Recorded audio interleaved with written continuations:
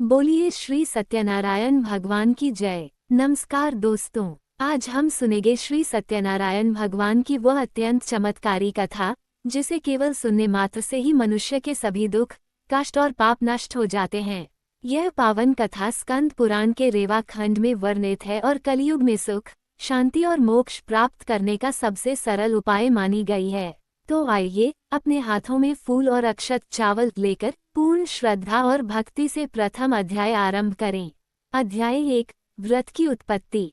एक समय की बात है, नैमिषारण्य तीर्थ में 88,000 ऋषियों ने सूत जी से प्रश्न किया, हे महात्मन, इस कलयुग में मनुष्य अपने दुखों से मुक्ति कैसे पा सकता है।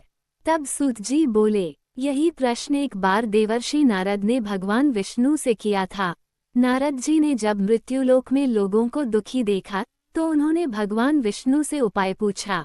तब भगवान विष्णु बोले, हे नारद, संसार में श्री सत्यनारायण व्रत से बढ़कर कोई अन्य उपाय नहीं है।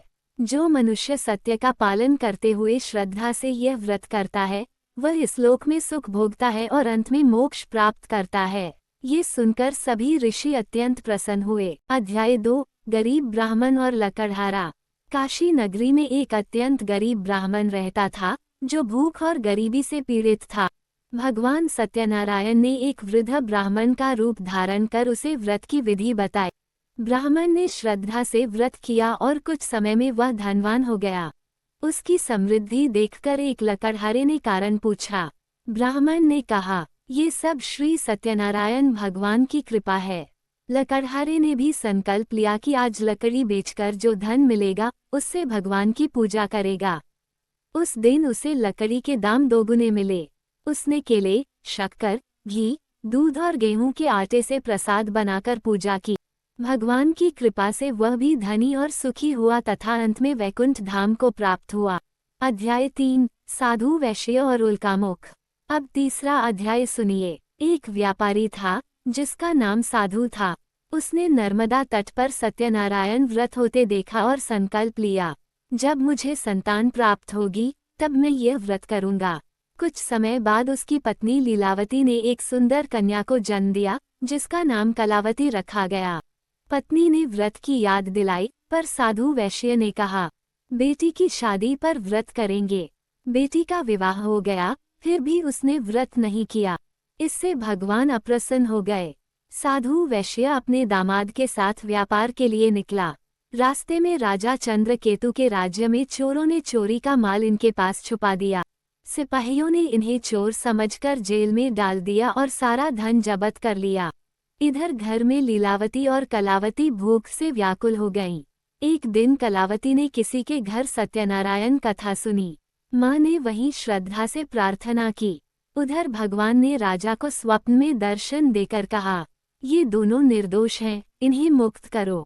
सुबह राजा ने उन्हें रिहा कर दिया और सारा धन लौटा दिया। अध्याय 4, झूठ और प्रसाद का चमत्कार। जेल से छूटकर साधु वैश्य जहाज से घर लौट रहा था।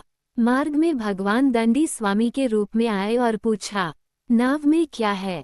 अहंकारवश साधु ने झूठ कहा, इसमें तो केवल पत्ते हैं। भगवान बोले, तथास्तु। तुरंत सोना चांदी पत्तों में बदल गए। साधु रो पड़ा और क्षमा मांगी। भगवान ने उसकी प्रार्थना स्वीकार कर सब कुछ वापस कर दिया। जब वह नगर पहुंचा तो उसकी बेटी कलावती पूजा छोड़कर बिना प्रसाद ग्रहण किए पति से मिलने दौड़ पड़ी। प्रसाद का अपमान होने से उसका पति नाव सहित डूब गया। आकाशवाणी हुई, पहले प्रसाद ग्रहण करो। कलावती ने घर जाकर प्रसाद खाया और लौटकर आई तो उसका पति जीवित था। अध्याय 5, राजा तुंगध्वज और अहंकार। अंतिम अध्याय में राजा तुंगध्वज शिकार से लौटते समय कुछ ग्वालों को सत्यनारायण की पूजा करते देखते हैं। अहंकारवश राजा न तो पूजा में सम्मिलित हुए और न ही प्रसाद ग्रहण किया। इससे भगवान अप्रसन्न हो गए। फलस्वरूप राजा का पूरा राज्य और उसके 100 पुत्र नष्ट हो गए। राजा को अपनी भूल समझ आई।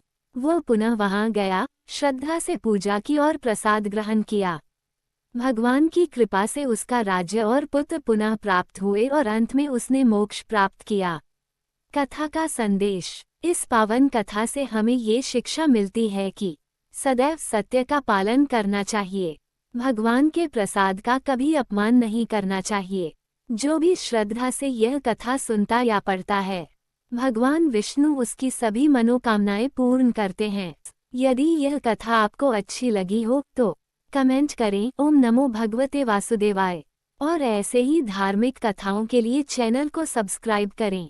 बोलिए श्री सत्यनारायण भगवान की जय।